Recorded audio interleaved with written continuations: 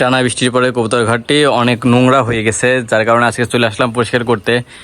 আজকে বৃষ্টি নেই, তবে মেঘ আছে, মানে দেখতে পাচ্ছেন আপনারা আসলে প্রচণ্ড মেঘ, তবে বৃষ্টি এখনও শুরু হয় নাই। সেই সুযোগে চলে আসলাম কবুতর ঘরটি পরিষ্কার করতে, কারণ দেখতে পাচ্ছেন কী পরিমাণে নোংরা হয়ে গেছে চারিদিকে। আর মানে এই বৃষ্টিতে আসলে কোনো কিছুই ঠিক মতো হচ্ছে না, যার কারণে আসলে আমি প্রায় প্রতিদিনই মনে করি কবুতর ঘর পরিষ্কার করব, তবে পরিষ্কার করা হয় না, যার কারণে আজকে বৃষ্টি নেই, এই সুযোগে চলে আসলাম আমি কবুতর ঘর পরিষ্কার করতে সকাল সকাল। তো দেখা যাক কতক্ষণ বৃষ্টি না হয়ে থাকে তা, কারণ আকাশে প্রচণ্ড মেঘ আছে, আর সেই সাথে আছে একটু সরি, আসলে প্রচণ্ড ঠান্ডা লাগছে, যার কারণে আসলে একটু কাশি হচ্ছে। তো কথা বেশি না বলি, আগে পরিষ্কার করে নিই, তারপরে ইনশাল্লাহ কথা বলবো। আর আপনাদের সব প্রসেস আজকে আমি দেখাবো কীভাবে আমি পরিষ্কার করি। আর পরিষ্কার করতে সবার আগে আমি নিয়েছি হচ্ছে এই যে এই দুইটা ডিসক্রাব বলে, এটা দিয়ে আসলে পরিষ্কার করা হয়। আর এই যে নিড়ানি, এটাতে পরিষ্কার করব। আগে হচ্ছে ঘরগুলা পরিষ্কার করব, তারপরে আমি ভেতরের এই সবগুলা পরিষ্কার করে নেব।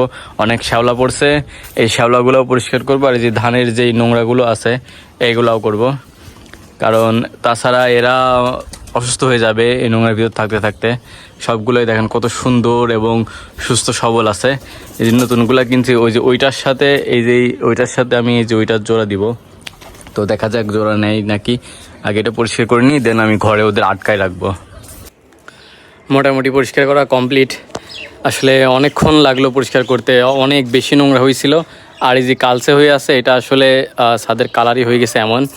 তো আস্তে আস্তে পরিষ্কার করলে, বৃষ্টি না হলে এটা ঠিক হয়ে যাবে। চেষ্টা করলাম সব পরিষ্কার করার। আর এই যে ঘর আগের থেকে অনেক বেটার হয়েছে, আগে তো প্রচুর নোংরা ছিল, এখন মোটামুটি পরিষ্কার হয়ে গেছে। আসলে 100% পরিষ্কার করতে পারি নাই, কারণ অনেক দিন পরিষ্কার করা হয়নি, এমনভাবে আটকায় আছে, যার জন্য একবারে ক্লিয়ার পরিষ্কার হয় নাই। আর একটু কাদা কাদা আছে, এটা বৃষ্টি হলে ঠিক হয়ে যাবে। আসলে পরিষ্কার করেছি, তার মধ্যে আবার বৃষ্টি হয়েছিল, যার কারণে আসলে সেই রকম ভালো পরিষ্কার হয় নাই। তবে নোংরাটা আর নেই, এখন যা আছে এটা হচ্ছে জাস্ট একটা শ্যাওলা, এটা ঠিক হয়ে যাবে, রোদ উঠলে ওইটাও ঠিক হয়ে যাবে। আর এই দেখেন আমি যতক্ষণ আসি ততক্ষণ ডেকেই যাচ্ছে, আর সবগুলা তো খুব হয়ে আছে।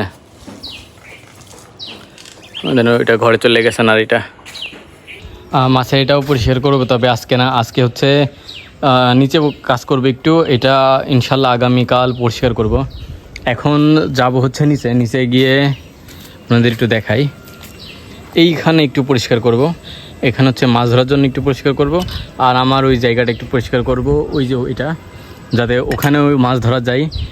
আপনাদের মাছ ধরার ভিডিও ইনশাল্লাহ দেখাবো। তো চলে নিচে যাই, একটু এখানেও পরিষ্কার করলাম। আসলে ছাদ থেকে নেমে নিচে কাজ করার পরে এখানে একটু পরিষ্কার করলাম, কারণ এখানে মাছ ধরবো এখানে, এবং এখানে কিছু পরিষ্কার করা হলো, কারণ এখানে মাছ ধরার জন্য এখানেও কিছু মাছ নড়াচড়া করতেছিল দেখলাম। আর সেই সাথে এই যে আপনাদের একটু দেখাই, এখানেও একটু পরিষ্কার করলাম। আসলে নিচে নামছিলাম বলে আসলে আপনাদের ভিডিও, মানে কাজের সময় ভিডিওটা করতে পারি নাই। তো এই যে এখন দেখাই, এই যে এখানে হচ্ছে যেই জমিটা আমরা নিয়েছি, সেটা হচ্ছে মাছ ছাড়বো, কিছু মাছ দেওয়া হয়েছে।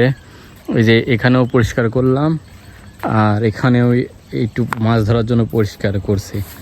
কই মাছ, শিং মাছ, বা দেশি যে জিএল আছে, সেই জিএল মাছ প্রচুর নড়াচড়া করে, এই জন্য আসলে এখানে পরিষ্কার করা হয়েছে। গতকালকে এখান থেকে একটা কই মাছ ধরা হয়েছে, 2টা ধরা হয়েছে আমার ফুফাতো ভাই। তো সেই ক্ষেত্রে এই জন্য আমি ভাবছি এখানেও একটু পরিষ্কার করলাম, যদি মাছ হয়। আজকে বসবো ইনশাল্লাহ বিকেলে, তো ভিডিওতে আপনাদের দেখাবো, নেক্সট ভিডিওতে ইনশাল্লাহ। আর এখানে মাছ যেরকম আছে এর থেকে দেখেন ঘাসই বেশি, সবাই এখানে ঘাস কেটে নিয়ে যায়, যারা ওই দেখেন মাছ নড়তেছে ওখানে। তো কিছু মাছ আছে, তো এইগুলাই ধরার চেষ্টা করব আজকে। আর অবশ্যই আপনারা ভিডিও দেখবেন।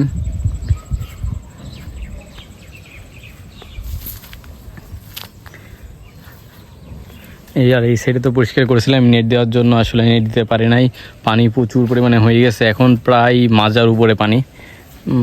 3 ফিট মতো। তো এই জন্য আসলে নামি নাই। তো ইনশাল্লাহ নামবো আবার কি করতে। দেখতেই পারছেন কি পরিমাণে নোংরা হয়ে গেছে। এই টোটালটা ঘিরে দিলে আমার মাছ ছাড়লে যাতে এর মধ্যেই মাছ থাকে, এই জন্যই মাছ আমি এর টোটালটা ঘিরে দিব। আর লেবু আসলে পেকে গেছে সবগুলাই। দেখি যে এটা একেবারে হলুদ হয়ে গেছে। এটা কই গেল? এই দেখেন একদম হলুদ হয়ে গেছে। তো পরে একসাথে করি, আগে কিছু পেরে নিই। এইগুলা সবই আসলে পেকে পেকে গেছে, মানে এত খাইয়ে আসলে আমরা করতে পারছি না, মানে যে পরিমাণে লেবু হয়েছে। একটু দেখাই, দেখেন এটাও হলুদ হয়ে গেছে, মানে খোসা দিলেই পড়ে যাচ্ছে, মানে এত পরিমাণে লেবু সব পেকে পেকে গেছে। এই যে একটা বড় সাইজ।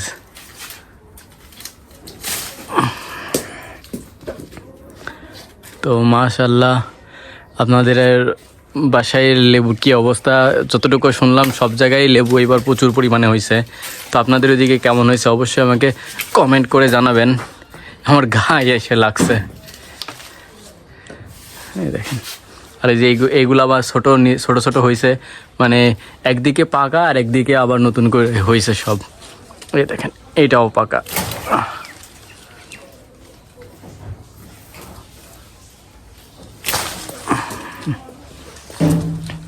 থাক, আর বেশি না পারি, কারণ বেশি পারলে আবার নষ্ট হবে শুধু শুধু। এই যে এটা সাইজটা দেখেন, অনেক অনেক সুন্দর সাইজ আর অনেক বড়। এই যে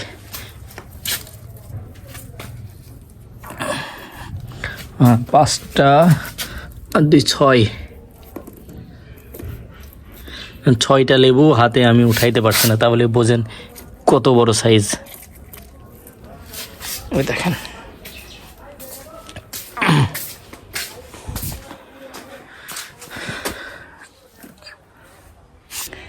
মানে সাইজটা দেখেন কত সুন্দর এবং হলুদ হয়ে গেছে। তো মাশাআল্লাহ অনেক অনেক সুন্দর। আরও দেখি, আর এই যে আমার এই গাছটা তো হলোই না, এটা হচ্ছে আপনার আমড়া গাছটা হলো না, সবই মারা গেছে। মানে অনেক চেষ্টা করলাম বাঁচানোর, কিন্তু এটা অতিবৃষ্টির কারণে আসলে আর হয় নাই।